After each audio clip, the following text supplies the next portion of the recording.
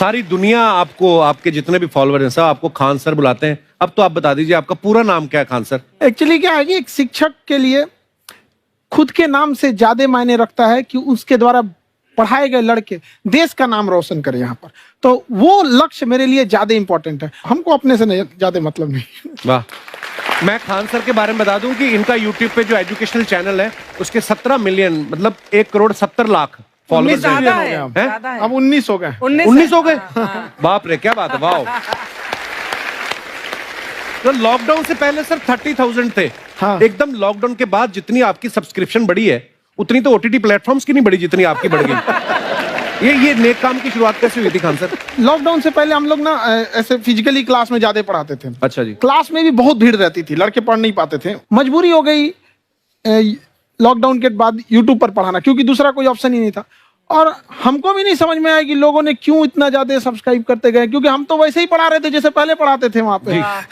तो बस ये रहता है कि लड़कों को पढ़ाई से रिलेटेड उसको डाउट ना रह जाए कोई भी, क्योंकि जब हम लोग पढ़ते थे ना तो सबसे पीछे आते थे, हम लोग क्लास के पीछे बैठते थे। हम लोग मान लिए थे कि ये लोग बहुत अच्छे पढ़ने में, हम लोग का तो कुछ नहीं हो सकता है यहाँ पे। और घर वालों को भी लगता था तो जीव ले ला, कैसे भी काम चल जाएगा। बाद में हम लोग को पता चला ना कि टीचर की गड़बड़ी थी, हमारे ऊपर ब्लेम लगा दिया।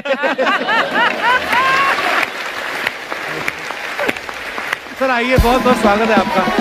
वाकई एक्चुअली अगर पढ़ाने का तरीका इतना सरल हो, आसान हो, जैसे ना सर मुझे बचपन में ना मुझे हिस्ट्री का पढ़ने का बड़ा मजा आता था।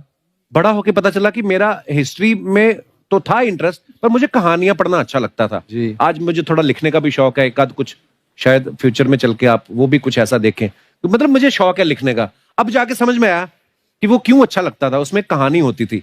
तो ये नहीं हमें पढ़ाया, हमें रट्टा मरवाते थे। तो ये जो आपका ये जो तरीका ये बहुत ही बढ़िया है। काश हमारे समय में भी ऐसा होता, यूट्यूब पे अच्छे अच्छे शिक्षक होते।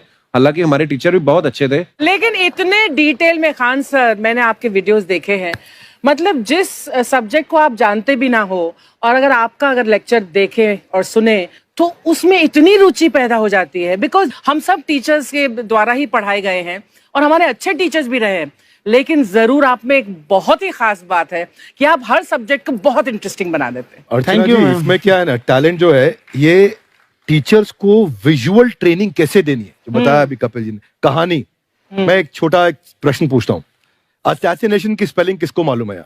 लोग बिलीव नहीं करेंगे लेकिन मुझे मालूम है। असैसिनेशन की स्पेलिंग होती है भाई एस माने गधा, गधे के ऊपर एक और गधा, एक और एस, उसके ऊपर आई मतलब मैं पूरा, और मेरे ऊपर पूरा देश, नेशन, आई नेशन। तो ASSASSI मैं ये जितना विजुअल कर दें पढ़ाने को, जितना आसान कर दें। वो याद नहीं होता था रेडियो किसने बनाया, बोला रेडियो चल नहीं रहा, इसको मार थप्पड़ मार, कोनी मार, कोनी मार, कोनी मार, कोनी ने बनाया, याद हो गया, मार कोनी ने बनाया। जितना विजुअल कर दो। जैसे आपने कहा कि कैसे किसी चीज को इतना अच्छा समझा देते हैं, वो आधे घंटे के क्लास के लिए पीछे 1 हफ्ते का मेहनत होता है। मैं ये भी पूछने वाली थी कि कितनी मेहनत लगती है आपको। वो डिपेंड करता है कि हम कब तक सेटिस्फाई नहीं हो जाते। अच्छा। कभी कभी तो कोई चीजें 2-2 महीने से अटकी हुई है, जब तक हम नहीं सेटिस्फाई होते, नहीं इसको ऐसे नहीं, अब लड़के समझे तब तक नहीं बताते उसे। कहते हैं ना, दुनिया ने मेरी बुलंदियां देखी, किसी ने पांव के छाले नहीं देखे। क्या है ना कि हम लोग अपने स्टूडेंट लाइफ में इतना पीछे थे ना, कभी कभी अपने आप को से डर लगने लगता था, यार हम कहाँ आ गए, हमारा कुछ हो सकता है कि नहीं हो सकता है यहाँ पे। तो लेकिन ना कुछ सीखने का बड़ा शौक था। हाँ। तो जैसे एक फिल्म बनाने से पहले डायरेक्टर कितने महीने की प्रैक्टिस करता है, 2 साल की मेहनत के बाद एक 3 घंटे की फिल्म बनाना पड़ता है। उस तरह से थोड़ा काफी मेहनत करना पड़ता है पीछे से, तब जाके समझ में आता है। और धीरे धीरे एक्सपीरियंस होने से थोड़ा समझ में आ जाता है कि क्या, कहाँ पे कौन सा चीज डाउट आएगा वहां पे। और आपसे पढ़ाई करने का ये भी फायदा है कि ये पीट नहीं सकते ना यूट्यूब चैनल से, अंदर से निकल के थप्पड़ भी नहीं मार सकते। हमें तो पीटा इतना है ना, हम तो मतलब टीचर से सवाल नहीं पूछ सकते थे। अभी बचपन में पूछ भी लिया ना कि सर सूरज कितना दूर है, तुझे जाना है उधर है। मतलब ये नहीं कि बच्चे के साथ दोस्ती करो, उसके साथ आजकल माहौल बहुत बदल गया है। अब तो बच्चों की पिटाई भी नहीं होती, हमारे टाइम बड़ी पिटाई होती थी। हम भी कहते हैं, हमसे भी लड़के नहीं पूछते हैं, क्योंकि उन्हें पूछने की नौबत ही नहीं आती है। क्लियर हो जाता है ऐसे ही। वाह क्या बात है। मैंने देखा है सर आपके फॉलोअर्स में रवीना टंडन भी है एक, तो जब आप आए कितनी मुस्कुराहट आई खान साहब आपके। तो जब कभी आप कोई नया वीडियो डालते हैं तो आप उनको पर्सनली मैसेज करते हैं कि किसी चीज पे डाउट हो तो कॉल मी एनी टाइम, ऐसा कर सकते हैं आप। अच्छा, विवेक सर के बारे में हमने सुना है कि किसी को बिजनेस रिलेटेड प्रॉब्लम हो तो ये 5 सेकंड के अंदर जवाब दे देते हैं। जब भाभी जी आपको तैयार होने के बाद पूछती मैं कैसी लग रही हूँ, 5 सेकंड में जवाब दे पाते हैं आप?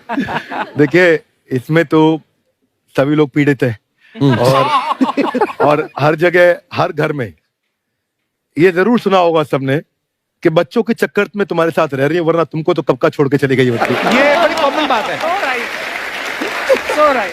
परमीत सर बोलते हैं आपको ऐसा? आप तो कभी नहीं बोलती होंगी। इनका उल्टा है, इनका एटीट्यूड पति वाला है वैसे, तो इसलिए। क्या प्रॉब्लम है? नहीं, कोई औरतों को प्रॉब्लम मतलब मर्दों से कम बिल्कुल मत समझो। नहीं, ठीक है, पर ऐसे मुक्के वगैरह नहीं मारने चाहिए आप। सर आपने अभी तक शादी नहीं की ना खान सर? नहीं। इतने पॉपुलर हो गए आप, आपका सेंस ऑफ ह्यूमर इतना अच्छा है, तो बड़े सारे प्रपोजल तो आते होंगे आपको। अभी तो इधर कुछ नहीं है ऐसा। खान सर पर्सनल सवालों का जवाब कम देते हैं। अच्छा, जैसे हम शादीशुदा लोगों को देखने के बाद हमको थोड़ा सा और अच्छा, कई बार ना इंसान ज्यादा मोटिवेशनल स्पीकर्स को सुन लेना तब भी कंफ्यूज हो जाता है। कोई कहता है बड़े सपने देखो, गाड़ी लो, बैंक बैलेंस बनाओ। कोई कहता है कि इच्छाएं नहीं रखनी चाहिए, ये दुखों का कारण है। हम किसकी सुने गुरुजी? सुने सबकी, करे खुद की। जो दिल से निकले। दिल से निकले, क्योंकि जो सुनते हैं हम कई बार सुनते हैं और उसको खुद की प्रोसेसिंग करते ही नहीं है, और जब दूसरों की बातें सुनकर बिना प्रोसेस करके फॉलो करने लगते हैं, उसी को तो हम अंधश्रद्धा कहते हैं। बिल्कुल। उसको प्रोसेस करें, अपने दिल से जो रेजोनेट होता है उसको सोचे और फिर करें। मम्मी सुना, मेरी मम्मी के आगे डॉक्टर फेल है। मम्मी की जो सहेली ऑन द स्पॉट इसके साथ बैठी है, और इनको अगर कोई प्रॉब्लम है, फॉर एग्जाम्पल कोई शुगर की प्रॉब्लम है, तो उन्होंने जो बोल दिया वो अंतिम सत्य है। ले मैनू फलानी कहंदी है, ऐ खाड़ो तो ऐ हो जाता है। ये सवाल मैंने आपके लिए पूछा था। I wanted to ask Khan sir कि आपका एक एपिसोड था ट्रेन के बारे में, कि ट्रेन में ऐसा क्यों होता है, शुरुआत में ऐसा हुआ था, ये यहाँ पर बोगी के लिए ये कनेक्शन, तो ये सोर्स क्या होते हैं आपके, कहाँ से आपसे ढूंढ सुन के लेंगी, लाते उसके हैं? बाद खुद का चैनल शुरू करेंगी।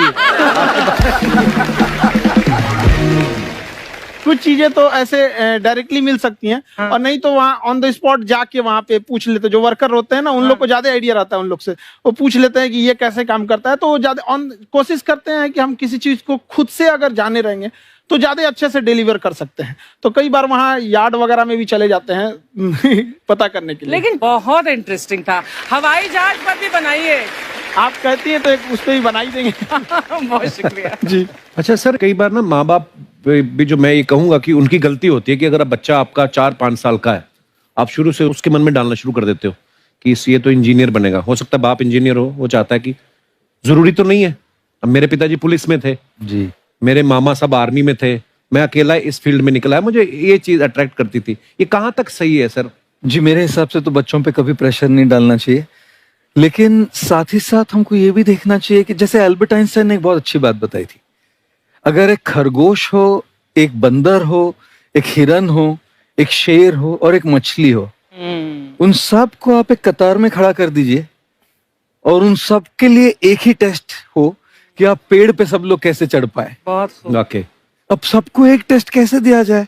मछली तो आत्महत्या कर लेगी सोच के कि मैं तो कोई पास ही नहीं होंगी, ये मछली कैसे पेड़ पे चढ़ेगी? राइट। लेकिन कई बार ऐसे हो गया ना कि एजुकेशन सिस्टम ऐसी बन गई कि बस ग्रेड्स हो गए, सब्जेक्ट्स पढ़ने हैं, Right. जो भी किया है और वो भी जरूरी है, लेकिन वो करते करते बच्चों की जो इंटरेस्ट है, बच्चों की जो पैशन है, उसमें उनको एंकरेज करना बहुत ज्यादा जरूरी है। एक पिताजी एक बार अपने बेटे को ऐसा चाटा मारे जोर से, तो पड़ोसी ने पूछा क्यों मार रहे जी? बोला कल रिजल्ट है इसका। कल रिजल्ट? तो बोले रिजल्ट कल है ना साहब, तो आज क्यों मार? कल बाहर गाँव जा रहा हूँ, कल का काम आज निपट के कर।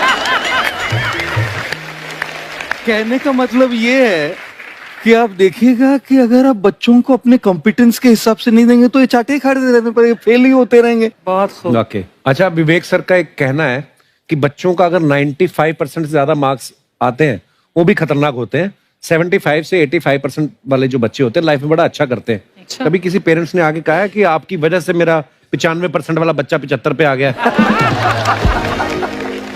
नहीं, बेसिकली 95%, देखिए स्कूल में जो पढ़ाई हो रही है, जो बताया, वो classroom based conceptual theoretical approach है। और उसमें बच्चे को क्या चाहिए, एक कॉन्सेप्ट होता है कि जिस सब्जेक्ट में 10 में से 3 आ रहे हैं उस पर फोकस करने की जगह वहां फोकस करो जिसमें 10 में से 7 आ रहे हैं, ताकि उसका सुपर स्पेशलिस्ट बने। पर वहां सब कुछ पोर किया जा रहा है, तो 95% के चक्कर में, 98% के चक्कर में अपनी ओवरऑल डेवलपमेंट कर नहीं पाता है। और ये पुराने पैटर्न्स के कारण हमारे यहाँ बच्चे डेवलप नहीं हो रहे हैं, और पैटर्न्स इतने मजबूत हैं। तो मैं ये लोगों को बोलता हूं कि बच्चे को जो उसको आता है, जो उसको भाता है, जो बाजार चाहता है, जब इनका कॉम्बिनेशन बन जाता है तो बच्चा इतना सफल हो जाता है कि उसके मुकाबले कोई और खड़ा नहीं हो पाता। क्या बात है, बहुत अच्छी बात। मैं देखो, ये पुराने बिलीफ तोड़ने जरूरी हैं। आप जानते हैं गाय